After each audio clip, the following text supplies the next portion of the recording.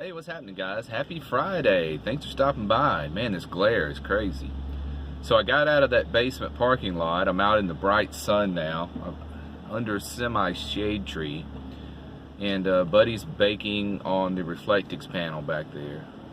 It's hot. Let's talk about the heat. So the forecast is calling for 88 today, 89 tomorrow, and then into the 90s and even 95 in about a week. So here's where the rubber meets the road. This is going to be getting real. This is going to be worse than the winter because it's so easy to heat a van, especially a small van like this. I barely used 3 or 4 bottles of those little green bottles that you get at Walmart. I never even bothered to go get one of those big white tanks. Just the little green bottles.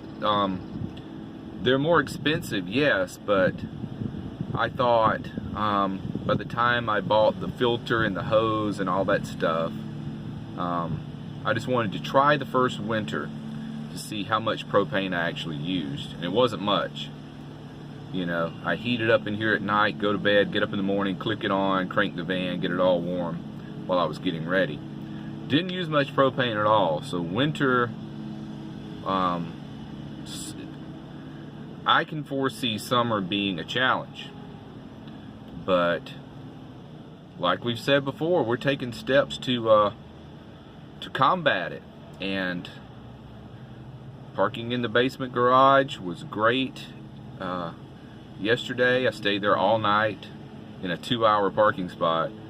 The thing I've noticed about several of these parking garages is some are actually monitored better than others. This particular parking garage I'm very familiar with because it is adjacent to the condos that I lived in for 3 years. And I know for a fact that the only thing they monitor is if you park in a red spot. That means it's reserved for a resident.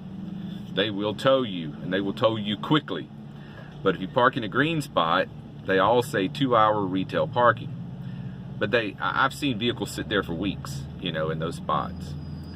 So I was there yesterday for the heat of the day, and I stayed all night. And I got up this morning, no problems, and there's this big fan that runs down there in that basement parking garage. It gives you like a white noise, hums you right to sleep. And so I slept good, got up this morning, walked around that neighborhood, had lunch, and now I'm at the hospital. I'm sitting, well, the building next to the hospital. I'm going in for my MRI in about an hour. MRI on my lower back to try to pinpoint which disc is the problem. So that'll go down in about an hour, and we'll see how that goes. But right now I'm just in the parking lot of the hospital, and I've got, you know, when you're in the city, you can never get away from machinery. There's either a road crew scraping the road, or a guy cutting the grass, or a leaf blower, or something. And a lot of that is kind of dampered down in the wintertime. But ever since spring came, and here summer's right around the corner, you can't get away from machinery all day and all night in the city. Right now it's this company that takes care of the grass around the hospital. They're cutting, and they had these huge lawnmowers. He's just kicking up a dust storm over here. So I hope that noise is not annoying. Well, he's going away now, thank goodness. Then I got this lady pulls up in front of me. For some reason, she has her bright headlights on in the middle of the day. So I've got my visor pulled down and a t-shirt tucked up right here to block her so I can actually make this video. It's chaos. The city is chaos. Is that right, buddy? Getting his tan back there. Are my lights on in here? Yeah, but wow, big deal. Can't really see those.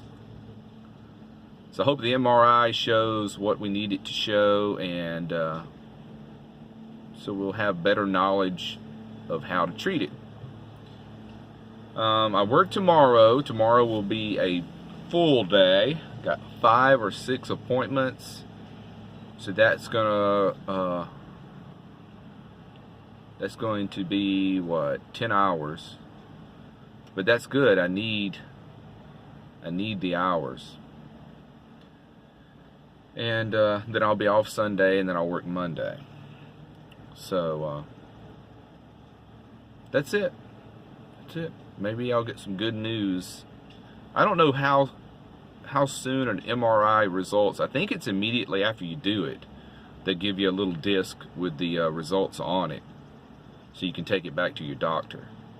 I believe that's how it goes, because I had this, I guess about 10 years ago, an MRI done. I think that's how they did it then, but things may have changed in 10 years.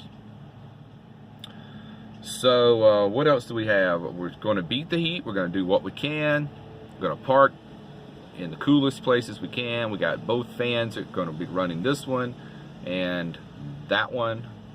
Last night I only used my interior fan just to start out with, and then I woke up about a couple hours later and just shut it off.